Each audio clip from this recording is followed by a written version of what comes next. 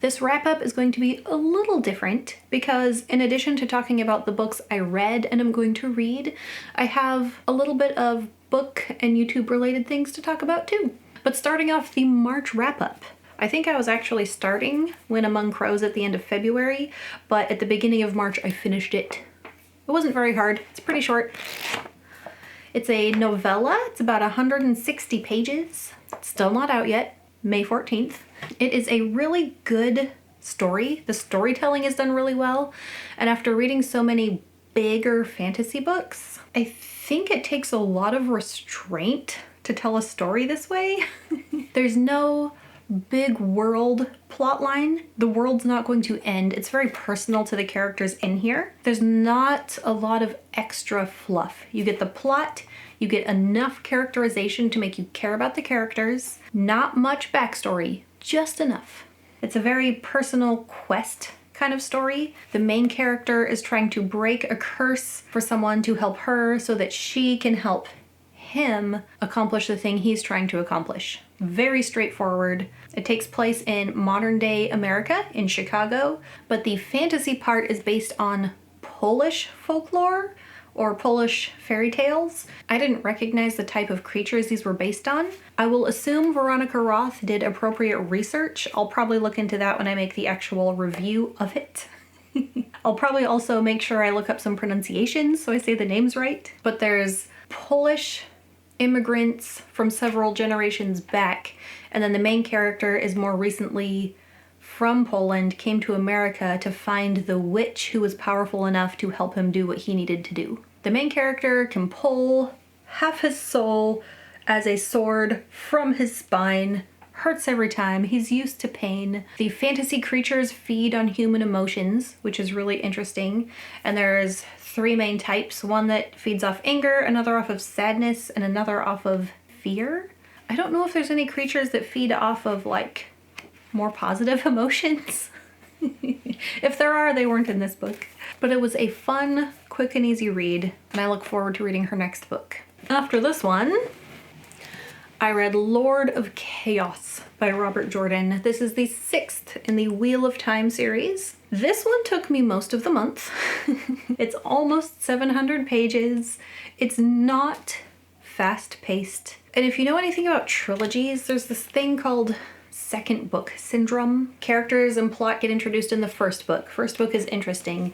Things wrap up and reach finale in the third one. But second books often suffer because it feels like they don't have their own beginning and resolution. And then you have this series that's 15 books. And I think maybe some of these suffer from that middle book syndrome, except there's a lot more of them. At the end, some of the characters' chapters just stopped. Like, they got to where they were going, started doing what they got there to accomplish, and then we just didn't get any more chapters of them, and then the book ended. But there were also some really good things that happened in this one. I don't know how much I can talk about it because of spoilers and stuff, but I did just film my video about this book, which will be coming out before this video does. So if you want to know more of my thoughts on the Lord of Chaos, that one's there already. And then after this one, I was going to read Arch Conspirator by Veronica Roth, her novella that was already out, but I got really excited about another book that I got, and that is The Sword of Kaigen. It's been sitting on my shelf for a couple weeks at this point, and I didn't feel like waiting, and I was already looking forward to it by the time I was getting to the end of Lord of Chaos. I'm only 10 pages in so far. I just started it this morning. I have met 2 of the main characters. The 14-year-old boy who goes to the school where they learn their martial arts style. There's been no magic yet. And I just started the part where you get to know the mom. That's part of what I was looking forward to in this book.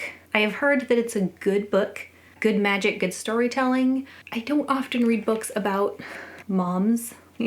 And since becoming one myself, already I feel a connection to her. She's had only sons. I have only sons. And even though I'm only 10 pages in, I want to know more.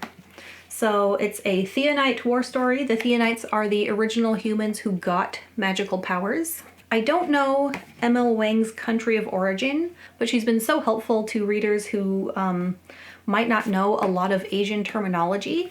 In the back, there's just normal things like the types of shoes and clothing and stuff, but it's terminology I'm not familiar with, and so I could just go quickly look in the back and be like, oh, okay, now I know what they're talking about. Can't wait to read more.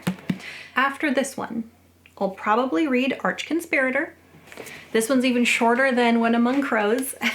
It's the sci-fi retelling of Antigone. But what I read after this is a little dependent on something.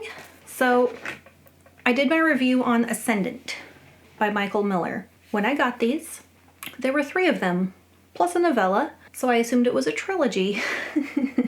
Turns out it's not.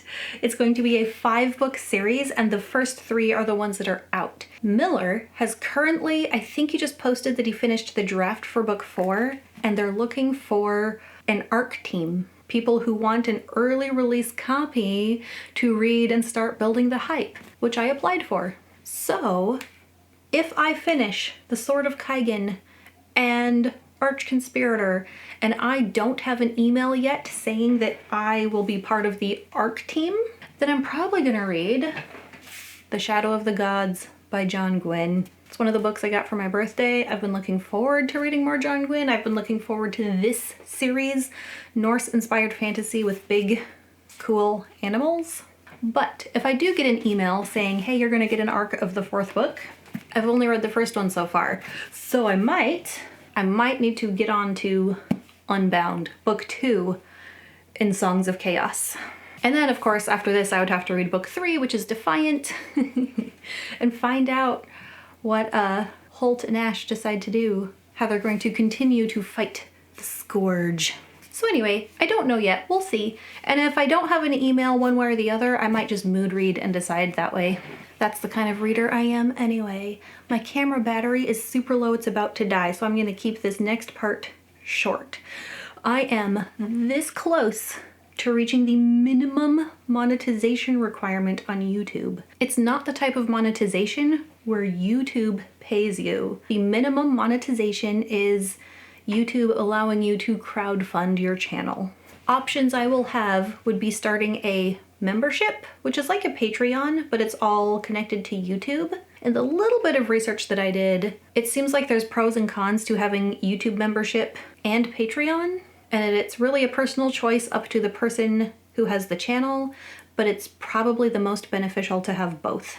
So that might be something I start working on, and I'll want to know what kind of extra perks you want.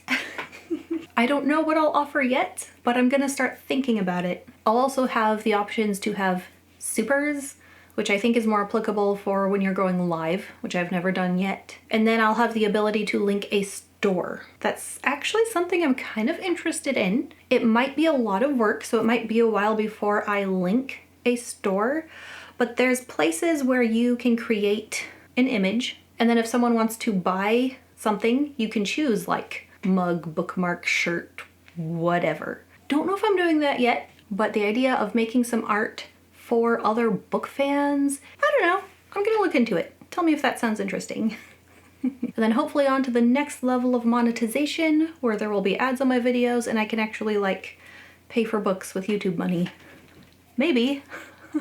That's the hope anyway. By the way, the most helpful thing for small YouTubers is watch time.